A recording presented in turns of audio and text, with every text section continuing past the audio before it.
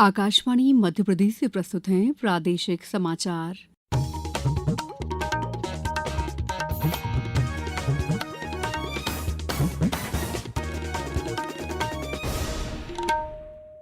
नमस्कार, समाचारों के साथ मैं दीपा सिंह। सबसे पहले मुख्य समाचार। केंद्रीय मंत्रिमंडल ने 95,000 करोड़ रुपए के 6 प्रस्तावों को दी मंजूरी। रेल कर्मचारियों को मिलेगा बोनस। मुख्यमंत्री कल सागर में सिटी गैस वितरण पोर्टल का करेंगे शुभारंभ। मुख्यमंत्री ने बालाघाट में मुख्यमंत्री कृषि उन्नति योजना के तहत किसानों को प्रोत्साहन राशि का किया वितरण। और एशिया कप क्रिकेट प्रतियोगिता में आज भारत और बांग्लादेश का मुकाबला। विजेता टीम पहुंचेगी फाइनल में। अब समाचार विस्तार से। केंद्रीय मंत्रिमंडल ने आज लगभग 95,000 करोड़ रुपए के 6 प्रस्तावों को मंजूरी दे दी। मंत्रिमंडल ने जहाज निर्माण और समुद्री पारिस्थितिकी तंत्र को पुनर्जीवित करने के लिए 69,725 करोड़ रुपए के पैकेज को मंजूरी दी है। नई दिल्ली में मीडिया को जानकारी देते हुए केंद्रीय सूचना एवं प्रसारण मंत्री अश्विनी वैष्णव ने कहा है कि इस पैकेज के तहत जहाज निर्माण वित्तीय सहायता योजना को 31 मार्च 2036 तक बढ़ाया जाएगा। तो आज करीब 70,000 करोड़ रुपीस का पैकेज अप्रूव हुआ है और ये 10 इयर्स का प्रोग्राम है बड़ा। Ship building is the mother of heavy engineering. Ship building industry चालू होती है तो उसके बहुत सारे मल्टीप्लायर इम्पैक्ट होते हैं। इंजन मेकिंग चालू होता है, पावर इलेक्ट्रॉनिक्स को उसका बेनिफिट मिलता है, स्किलिंग के लिए बहुत काम आते हैं। श्री वैष्णव ने कहा है कि मंत्रिमंडल ने 10,91,000 रेल कर्मचारियों को 78 दिनों के उत्पादकता आधारित बोनस को मंजूरी दे दी है।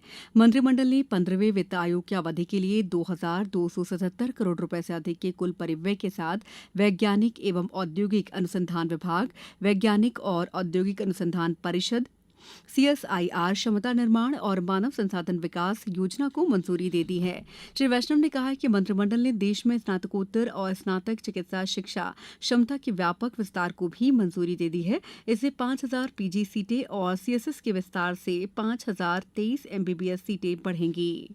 आज 5,000 नए पोस्ट ग्रेजुएट सीट्स का अप्रूवल कैबिनेट में मिला है और इसके लिए आउटले होगा 15,035 करोड़ रुपीस का। Overall better hospitals, upgradation of medical colleges, उनमें नए डिपार्टमेंट्स खुलना, नए डिसिप्लिन्स लाना, बेटर इक्विपमेंट लाना, बेटर मेडिकल टेक्नोलॉजीज लाना और AI का भी बहुत उपयोग किया जाएगा in improving the medical education.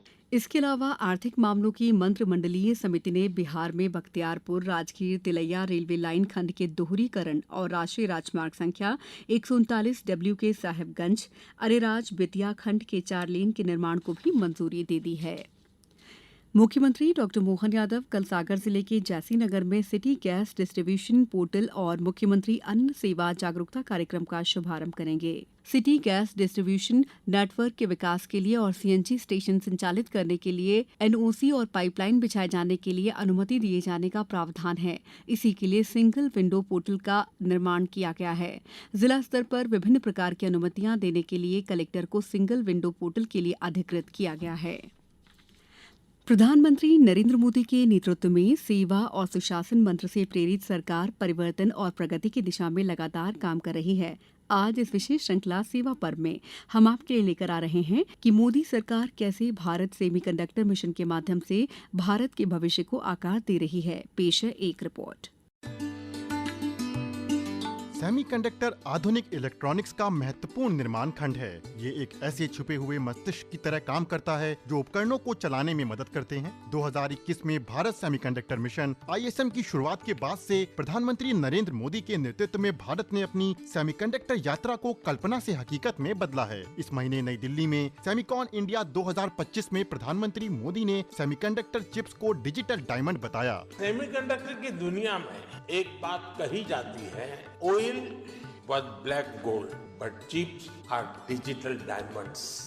Bharat semiconductor mission 76,000 crore रुपए के सेमिकॉन इंडिया कार्यक्रम को आगे बढ़ा रहा है। ये सेमीकंडक्टर और डिस्प्ले निर्माण के लिए 50% तक समर्थन देता है। डिजाइन लिंक्ड इंसेंटिव स्कीम के माध्यम से इसने 280 से अधिक शैक्षणिक संस्थानों और 70 से अधिक स्टार्टअप्स को जोड़ा है, जबकि स्पेक्स स्कीम के इलेक्ट्रॉनिक कंपोनेंट निर्माण के लिए 25% तक मदद दे रही है। भारत की सेमीकंडक्टर यात्रा सेमिकॉन इंडिया 2025 में तब एक अहम पड़ाव पर पहुंची जब इलेक्ट्रॉनिक्स और प्रौद्योगिकी मंत्री अश्विनी वैष्णव ने प्रधानमंत्री मोदी को आधिकारिक तौर पर भारत में निर्मित चिप्स का पहला सेट भेंट किया। ये सभी पहले एक आत्मनिर्भर सेमीकंडक्टर उद्योग के निर्माण में देश की लगातार हो रही प्रगति को दिखाती हैं। जैसा कि प्रधानमंत्री ने कहा है कि आज का भारत दुनिया में विश्वास जगाता है और जब मुश्किलें आती हैं तो दुनिया भारत पर दाव लगा सकती है। विष्णु की रिपोर्ट के साथ समाचार कक्ष से शक्ति सिंह।